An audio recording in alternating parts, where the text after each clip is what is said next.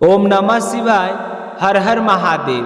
आज आश्विन माह के कृष्ण पक्ष की 10वीं तिथि और मंगलवार है। आज 10वीं का श्राद्ध किया जाएगा। जिन लोगों का देहांत 10वीं तिथि को हुआ हो उनका श्राद्ध आज के दिन किया जाएगा। पितृपक्ष में श्राद्ध कर्म करने से जातक को पितृदोष से मुक्ति मिलती है। इस दिन गीता जी का दिव्य अध्याय का पाठ भी करना चाहिए या फिर करवाना चाहिए। और 10वीं तिथि को श्रद्धा करने वाला मनुष्य ब्राह्मण तप की लक्ष्मी प्राप्त करता है। कहते हैं कि 10वीं तिथि के दिन श्राद्ध करने वाले व्यक्ति को कभी भी लक्ष्मी की कमी नहीं आती। उसके पास हमेशा धन संपदा भरपूर मात्रा में बनी रहती है।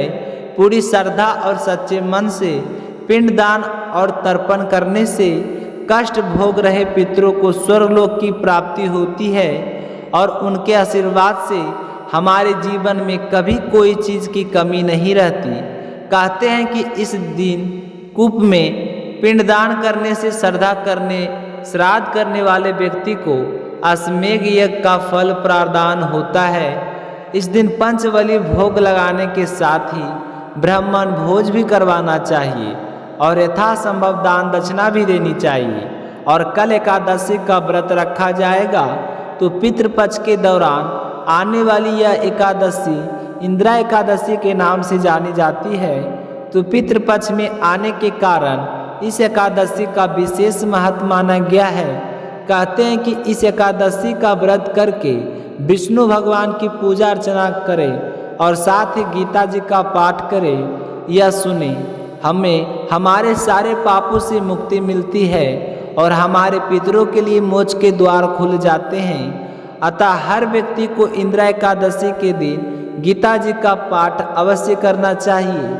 तो अब अपने सुनते हैं आज की कथा। बोलिए गणेश जी महाराज की जय हो। प्राचीन समय की बात है। एक नगर में एक वृद्धा माता रहा करती थी। उनका जीवन पूरी तरह भगवान गणेश की भक्ति में लीन था। वे प्रतिदिन मिट्टी से गणेश जी की प्रतिमा बनाती और सच्चे मन से उनकी पूजा अर्चना करती। परंतु हर दिन जब वे गणेश जी को स्नान कराती तो मिट्टी की प्रतिमा गलकर नष्ट हो जाती। तो बूढ़ी माँ मन ही मन बड़ी दुखी होती और सोची काश मेरे पास ऐसी प्रतिमा होती जो कभी खराब ना हो, तो मैं जीवन भर उसी की पूजा करती। एक दिन उनके घर के पास एक सेठ का मकान बन रहा था। वह कई मिस्त्री और मजदूर काम कर रहे थे।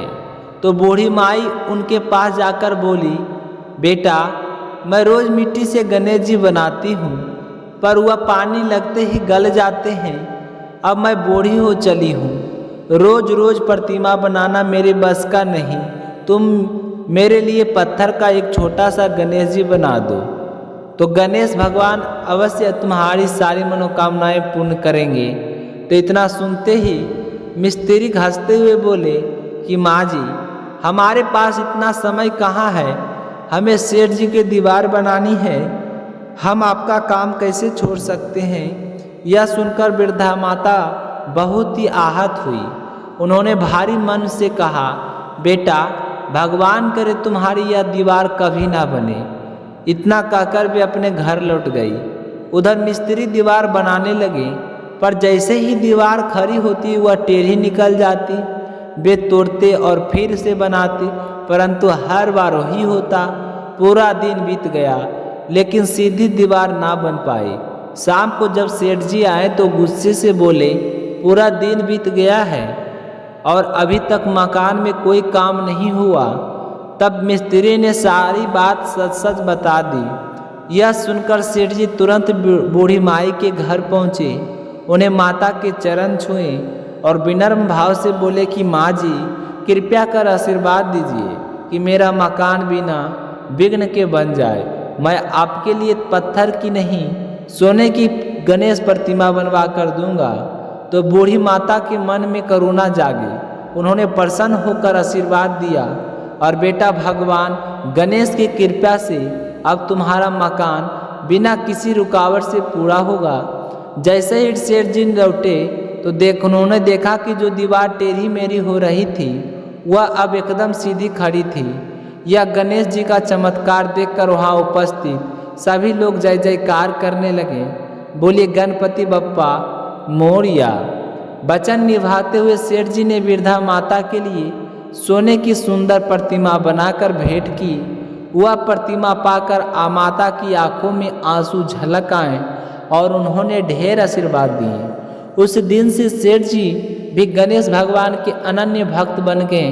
वे प्रतिदिन गणेश स्नान करके सबसे पहले गणेश जी की पूजा करते, फिर अन्य कोई कार्य आरंभ करते। तो गणेश जी की कृपा से उनका व्यापार बढ़ता गया। वे दिन चुगनी दुगनी रात चौगनी तरक्की करने लगे। बोलिए गणेश भगवान की जय हो। बोलिए हनुमान जी महाराज की जय हो। अब अपने सुनेंगे मंगलवार का व्रत कथा। एक बार नैमिषारण्य तीर्थ में 88,000 मुनि एकत्रित होकर महामुनि सूत जी से निवेदन करने लगे, हे प्रभु, आपने हमें अनेक दिव्य पुराण कथाएं सुनाई हैं। आप कृपया करके हमें एक ऐसा कोई व्रत और उसकी कथा बताइए जिसके पालन से मनुष्य को संतान की प्राप्ति हो, रोग और शोक से छुटकारा मिले तथा अग्नि सर्प और शत्रु का भय दूर हो जाए। कलयुग में मनुष्य की आयु अल्प है। यदि वे रोग और चिंता में ही उलझे रहेंगे तो प्रभु श्री हरि का स्मरण कैसे कर पाएंगे। तो सूत जी बोले, हे मुनियों, ऐसा ही प्रश्न एक समय युधिष्ठिर ने भगवान श्री कृष्ण से किया था। जो संवाद श्री कृष्ण और युधिष्ठिर के बीच हुआ था वही आज मैं आपको सुनाता हूँ। हस्तिनापुर की राजसभा में योगी राज श्री कृष्ण विराजमान थे। धर्मराज युधिष्ठिर ने हाथ जोड़कर कहा, हे गोविंद, हे नंदन, कृपया कोई ऐसा व्रत बताइए जिसके पालन से मनुष्य चिंता, रोग और भय से मुक्त हो जाए और उसके संतान की प्राप्ति हो। बिना संतान मनुष्य जीवन अधूरा है। पितरों का ऋण भी पुत्र से ही उतरता है। कृपया कोई संतानदायक व्रत बताइए और सुनाइए। तो भगवान श्री कृष्ण ने मुस्कुराते हुए कहा, हे राजन, सुनो, एक प्राचीन कथा है जिसे सुनने और पालन करने से सभी मनोकामनाएं पूर्ण होती है। कुंडलपुर नामक नगर में एक निर्धन किंतु विद्वान ब्राह्मण रहता था। धन की कमी से बहुत परेशान दुखी नहीं था, परंतु संतानहीन होने के कारण उसका जीवन व्याकुल था। उसकी पत्नी सुनंदा पतिव्रता और धर्मनिष्ठा की अग्रणी थी। वह श्रद्धा से मंगलवार का व्रत करती, हनुमान जी की पूजा करती और भोग लगाकर ही भोजन ग्रहण करती। एक दिन अत्यधिक कार्यभार के कारण वह हनुमान जी को भोग लगाना भूल गई। अपराध बोध से पीड़ित होकर उसने उस दिन अन्न जल का त्याग कर दिया और प्राण लिया कि अगले मंगलवार को ही भोग लगाकर भोजन करेंगी। तो 6 दिन तक निराहार रहने के बाद 7वें दिन वह बेहोश होकर जमीन पर गिर पड़ी। उसकी इस अखंड भक्ति से प्रसन्न होकर श्री हनुमान जी महाराज प्रकट हुए और बोले, पुत्री, मैं तेरी भक्ति से अत्यंत प्रसन्न हूँ, मांग वरदान। तो सुनंदा ने दीनता से कहा, हे प्रभु, मुझे संतान का सुख दीजिए। हनुमान जी ने वरदान दिया कि तुम्हारे यहाँ एक कन्या उत्पन्न होगी, प्रतिदिन अष्टांग से सोना प्रदान करेगी।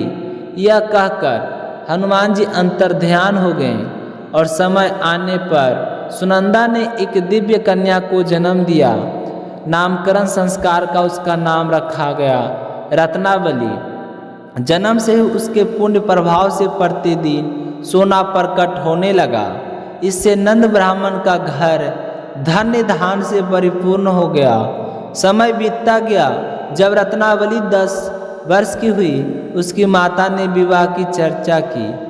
नंदा ब्राह्मण का लोभ था कि बेटी घर पर रहे और सोना मिलता रहे, परंतु पत्नी के आग्रह पर उसने दूत भेजा और दूत को पंपाई नगर के गुणवान ब्राह्मण पुत्र सोमेश्वर मिला। तो विवाह तय हुआ और विधि विधान से कन्यादान संपन्न हुआ। परंतु विवाह के पश्चात नंद ब्राह्मण के मन में लालच जाग उठा। अब तो रत्नावली ससुराल चली जाएगी, सोना मिलना बंद हो जाएगा। लोभ में अंधा होकर उसने योजना बनाई कि रास्ते में अपने दामाद सोमेश्वर की हत्या करवा देगा। जैसे ही रत्नावली अपने पति के साथ ससुराल जा रही थी, नंदा के दूत ने सोमेश्वर का वध कर दिया। यह सुनकर नंदा और सुनंदा वहां पहुंचे और आंसुओं के नाटक करते हुए बेटी को समझाने लगे। परंतु रत्नावली दृढ़ता से बोली, पिताजी, जब पति ही नहीं रहा तो मैं जीवित रहकर क्या करूंगी? मैं सती हो जाऊंगी। सबके समझाने पर भी वह नहीं मानी और पति की चिंता पर बैठ गई। जैसे ही चिता प्रज्वलित हुई, मंगलदेव प्रकट हुए और बोले, हे रत्नावली, तेरी पतिव्रता धर्म में से मैं प्रसन्न हूँ, वर मांग। तो रत्नावली बोली, हे मंगलदेव, मेरे पति देव को जीवन दान दीजिए। तो मंगलदेव ने कहा, तेरा पति अजर अमर रहेगा और कोई इच्छा हो तो कह। तो रत्नावली ने प्रार्थना की कि हे देव, जो भी स्त्री पुरुष मंगलवार को आपका व्रत करे, लाल चंदन व पुष्प से पूजा करे, उन्हें रोग भय ना हो, शत्रु सर्प अग्नि से रक्षा हो, स्त्रियां सदा सुहागिन रहे और परिवार में सुख समृद्धि बनी रहे। तो मंगलदेव ने तथास्तु कहकर वरदान दिया। उसी क्षण सोमेश्वर जीवित हो उठा और रत्नावली और सोमेश्वर ने जीवन भर मंगलवार का व्रत किया और मंगलदेव की कृपा से सुख समृद्धि पाई। अंत समय स्वर्लोक को हो गए। हे भक्तों, जो भी श्रद्धा पूर्वक मंगलवार का व्रत करता है, इस पावन कथा का श्रवण करता है, उसके सभी